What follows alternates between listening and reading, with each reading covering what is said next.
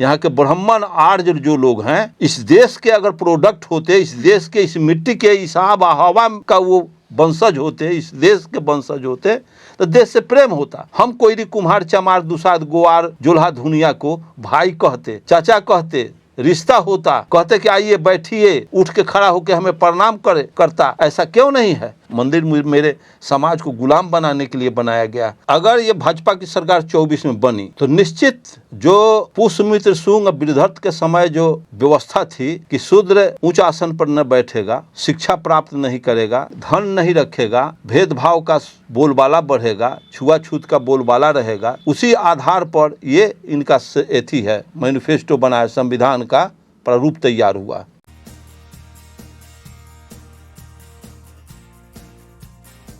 आप कह रहे हैं कि हमारे देश में जो सिलेबस है वो डॉक्टर अंबेडकर और मार्क्स के विचारधारा पर आधारित नहीं है, मनुवादी विचारधारा पर है, और उसको लेकर आप काफ़ी वर्षों से लड़ाई लड़ भी रहे हैं। लेकिन आज के समय में ये जो भाजपा और आरएसएस है, इनके जो पाखंडी बाबा हैं, ये लोग संविधान का एक प्रारूप तैयार किए हैं और उनका कहना है कि हम लोगों ने हिंदू राष्ट्र के संविधान का प्रारूप तैयार कर लिया है और इस हिंदू राष्ट्र में जो शिक्षा व्यवस्था होगा वो गुरुकुल पर आधारित होगा और उसमें ग्रह, नक्षत्र, ज्योतिष, धर्मशास्त्रों की पढ़ाई करवाई जाएगी।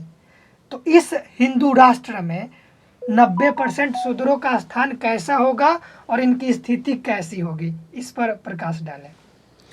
तो अगर ये भाजपा की सरकार 24 में बनी तो निश्चित जो पुष्यमित्र शुंग बृहद्रथ के समय जो व्यवस्था थी कि शूद्र ऊंच आसन पर न बैठेगा, शिक्षा प्राप्त नहीं करेगा, धन नहीं रखेगा, भेदभाव का बोलबाला बढ़ेगा, छुआछूत का बोलबाला रहेगा, उसी आधार पर ये इनका एथी है, मैनिफेस्टो बनाया, संविधान का प्रारूप तैयार हुआ। तो भारतीय संविधान जो अभी है इसकी हत्या तो हो ही रही है और ये संविधान का हत्या हो जाने के बाद जो आरएसएस का जो संविधान का प्रारूप तैयार करके रखा गया है उसको लागू होने के बाद ही 90% दलित पिछड़ा का वही दुर्दिन आएगा, वही स्थिति आएगा जो आज से हजारों वर्ष पहले था। तो इनसे हमें सावधान होना होगा, सत्ता में उनकी धूल चटा देना होगा कि कभी इनको सत्ता में आने नहीं दिया जाए और इसके बाद हम ऐसा सिलेबस बनाएंगे, समान शिक्षा नीति लागू करेंगे और उसमें डार्विन और पदार्थवादी सोच का शिक्षा नीति होगी और इनके सारे रामायण मनुस्मृति पर पाबंदी लगाया जाएगा और तब जा कर के हमारा सिलेबस कारगर शिक्षा दे पाएगा बच्चों को। और जब तक इनका मनुस्मृति, रामायण, गीता, वेद, पुराण की प्राथमिकता रहेगा तब तक हम लोगों के समाज में बेहतर शिक्षा नहीं हो चलेगा। जब वो बाबा साहब वाला शिक्षा नहीं चलेगा, मार्क्स वाला शिक्षा, बुद्ध वाला नहीं, कबीर वाला से तो पत्थर पूजबे करेगा, पूजवेबे करेगा, गोबर को देवता कहबे करेगा, कहवेबे करेगा, गोड़ का अंगूठा धो के पिएबे करेगा, यही सब चलेगा। इससे विकास देश का नहीं होगा। दुनिया के दौर में देश तो रसातल में जा ही रहा है और जाएगा।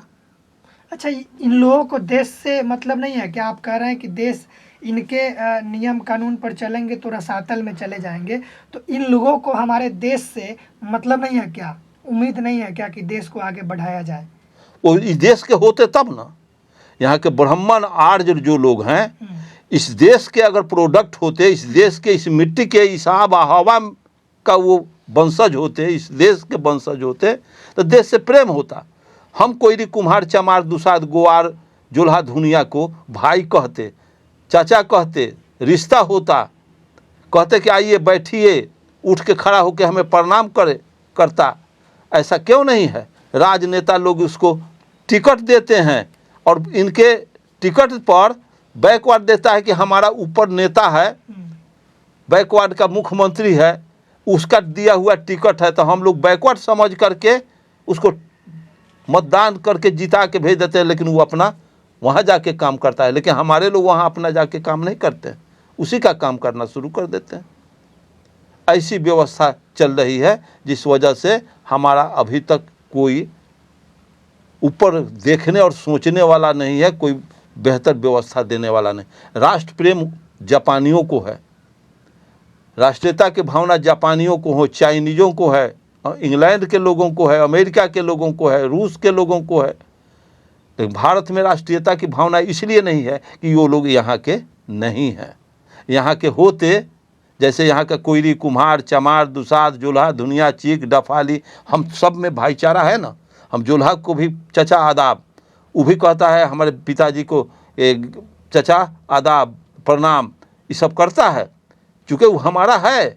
हमारे ही बैकवर्ड से वो इस्लाम कन्वर्ट कर गया, और वो अगर हमारे होते तो फिर ये जीतन राम मांझी के मंदिर में जाने का मंदिर तो उनका प्रतिनिधित्व करता है, मेरा प्रतिनिधित्व मंदिर मेरे समाज को गुलाम बनाने के लिए बनाया गया।